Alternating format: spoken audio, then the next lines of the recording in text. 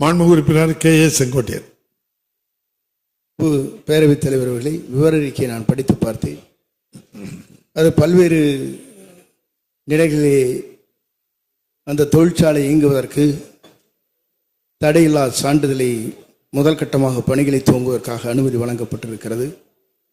அதற்கு பல்வேறு விளக்கங்கள் இங்கே கொடுக்கப்பட்டிருக்கிறது. 2014 அந்த தொழிற்சாலை பவானி டெக்ஸ்டைல் ப்ராசஸ் மில் என்று சொல்லப்படுகிற அதற்கு மின் துண்டிக்கப்பட்டது என்றும் அதற்கு பிறகு செயல்படுவதற்கு ஆலைக்கு அனுமதி இல்லை என்றும் 22 அங்கே கூறப்பட்டது உயர்நீதிமன்றத்துடைய தீர்ப்பு என்பதையும் இங்கே குறிப்பிடப்பட்டிருக்கிறது.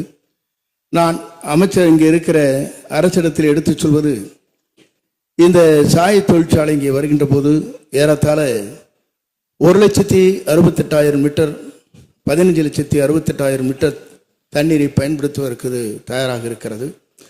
அதில் ப்ராசஸ் செய்ததற்கு பிறகு 45,000 லிட்டர் தண்ணீரை வெளியேற்றுவதற்கும் அனுமதி பெறுவதற்காக அவர் அந்த அனுமதியை பெற்றிருக்கிறார்கள். ஆக அப்படி வருகின்ற போது ஏறத்தாழ 49 நீரேற்று நிலையங்கள் இந்த ஆற்றிலே இருக்கிறது. 40 லட்சம் மக்கள் அதை பயன்படுத்தி கொண்டிருக்கிறார்கள். விவசாய நிலங்கள், கால்நடைகள், குடிநீர் போன்ற பல்வேறு நிலைகள் நின்று பார்க்கின்ற போது அது நச்சுத்தன்மை ஏற்படுகிற போது அதை குடிநீரை பயன்படுத்த இயலாது, விவசாயத்தையும் பயன்படுத்த இயலாது.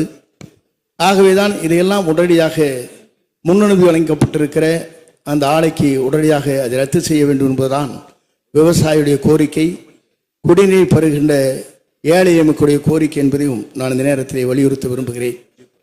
மாண்புமிகு அமைச்சர் அவர்கள். மாண்புமிகு பேரவைத் தலைவர்களே, மாண்புமிகு உறுப்பினர் மதிப்பிற்குரிய அண்ணன் செங்கோட்டையன் அவர்கள் குறிப்பிட்டதைப் போல இந்த பவானி டெக்ஸ்டைல்ஸ் நிறுவனம் 1984 ஆண்டு துவங்கப்பட்டதிலிருந்து பல்வேறு நிலைகளை சந்தித்து இன்றைக்கு இந்த பிரச்சனைகள் வந்திருக்கிறது. ஒவ்வொரு காலகட்டத்திலும் அவர்கள் அரசினுடைய அல்லது மாசு கட்டுப்பாட்டு வாரியத்தினுடைய இசைவாணையை பெற்று விரிவாக்கத்திற்கு சென்றிருக்கிறார்கள். இந்த நீண்ட நெடிய காலங்களில் பல முறை அவர்களுக்கு அனுமதி மறுக்கப்பட்டிருக்கிறது. இறுதியாக அவர்கள் கோர்ட்டுக்கெல்லாம் சென்று அதற்கு பிறகும் கூட இறுதியாக அவர்களுக்கு அந்த இசைவாணை வழங்கப்பட்டிருக்கிறது. இருந்தாலும் நம்முடைய மாண்புமிகு உறுப்பினர் செங்கோட்டையன் அவர்கள் இந்த மன்றத்திலே அதை ஒரு கேள்வி வாயிலாகவும் எழுப்பி இதற்கு உடனடியாக தீர்வு காணக்கூடிய வகையில் அந்த இசைவாணைகளை ரத்து செய்து விரிவாக்கத்திற்கான எந்த விதமான இசைவினையும் அளிக்கக்கூடாது என்றும் அவர்கள் தெரிவித்திருக்கிறார்கள்.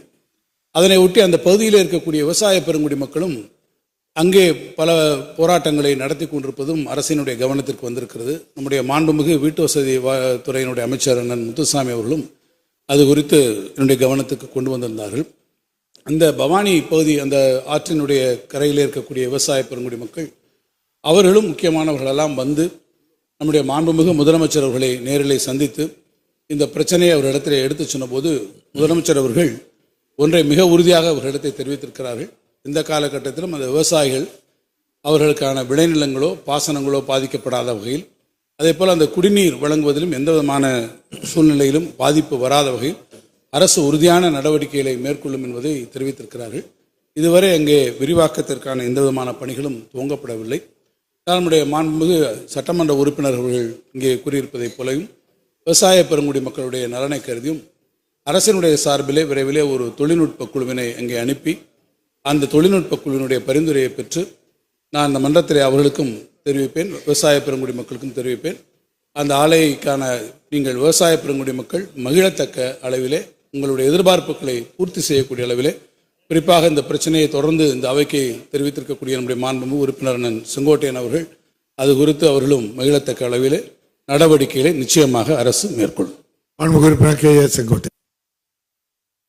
மாண்புமிகு பேரவைத் தலைவர் அவர்களே, வீட்டு வசதித்துறை அமைச்சர் அவர்கள், நிதித்துறை அமைச்சர் அவர்கள், முதலமைச்சர் அவர்களையும் விவசாயிகள் சந்தித்து இதற்கான பாதிக்கப்படுகிற நிலைகளை எடுத்துச் சொல்லியிருக்கிறார்கள். அதற்காக அமைச்சர் அவர்கள் நல்ல செய்தி வரும் என்று குறிப்பிட்டார்கள். நல்ல செய்தி வருகிற போது அந்த ஆணையை சார்ந்தவர்கள் வழக்கு மன்றத்திற்கு சென்று விடக்கூடாது. அப்படி செல்லாமல் இருப்பதற்கு கேவியட் ஒன்றை அரசின் சார்பாக போட வேண்டும் என்பதையும் நான் இந்த நேரத்திலே வலியுறுத்த விரும்புகிறேன்.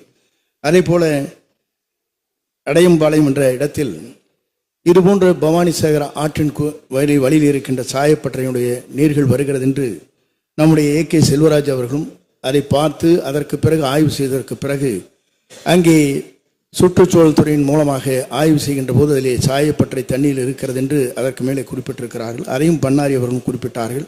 அதற்கு ஒரு பெரிய போராட்டமே நடைபெற்றது.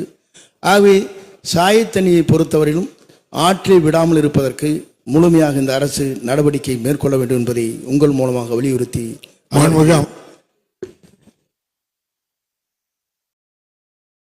மாண்புமிகு பேரவைத் தலைவர்களே, மாண்புமிகு உறுப்பினர் செங்கோட்டையன் அவர்கள் சொன்னதைப் போல அது நல்ல செய்தியாக அமைய வேண்டும் என்கின்ற காரணத்தினால்தான் நான் சட்டமன்றத்திலே நேரடியான ஒரு அறிவிப்பினை வெளியிடவில்லை. என்றால் சட்டமன்றத்திலே நான் லீடிங்காக ஒன்று சொல்லிவிட்டால் நாளைக்கு அவர்கள் நீதிமன்றத்திற்கு செல்கிற போது அது பிரச்சனைக்குரியதாக இருக்கக்கூடும் ஒரு வாய்ப்பு வந்துவிடும். எனவேதான் ஒரு தொழில்நுட்ப குழுவை அனுப்பி அவர்களுடைய பரிந்துரையில் நாம் நடவடிக்கைகளை மேற்கொண்டால்தான் அது சரியான முறையில் இருக்கும். கேவியேட் போடுகின்ற போது நிச்சயமாக சட்ட வல்லுநர்களை நீங்கள் குறிப்பிட்டவாறு நாம் ஆராய்ந்து, ஏனென்றால் அதுக்கு எந்த விதமான ஒரு காஸ்ட் ஆஃப் ஆக்ஷன் இதுவரை வரவில்லை. நாம் ஒரு நடவடிக்கை எடுத்து அதுக்கு பிறகு அவர்கள் நீதிமன்றத்துக்கு போகக்கூடிய சூழ்நிலை வந்தால் நாம் அதற்கு முன்பாக கேவியேட் நிச்சயமாக போடுவதற்கான நடைமுறைகளை நாம் பார்க்கலாம். பொதுவாக நம்முடைய மேட்டுப்பாளையம் சட்டமன்ற உறுப்பினர் திரு செல்வராஜ் அவர்கள் குறிப்பிட்டதைப் போலையும் மற்ற இடங்களில் இருக்கக்கூடிய சாயப்பட்டறை கழிவுகளை குறித்தும் அரசு முழுமையாக கவனத்தில் கொண்டிருக்கிறது. எந்த இடங்களிலும் சாய கழிவுகள் ஆற்றிலே கறந்து ஆற்று நீரை மாசுபடுத்தக்கூடிய இந்த செயலை அனுமதிக்க முடியாது. அதற்கு உரிய நடவடிக்கைகளை நீங்கள் மேற்கொள்ள வேண்டும் என்று நான் நம்முடைய மாசு கட்டுப்பாட்டு வாரிய அதிகாரிகளுக்கு அறிவுரை வழங்கியிருக்கிறேன். விரிவான விவரங்களை மானிய கோரிக்கை விவாதத்தின் போது நான் அதில் தெரிவிக்கிறேன்.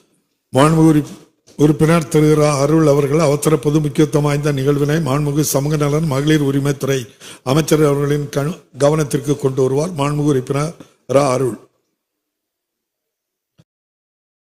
மாண்புமிகு பேரவைத் தலைவர் அவர்களே,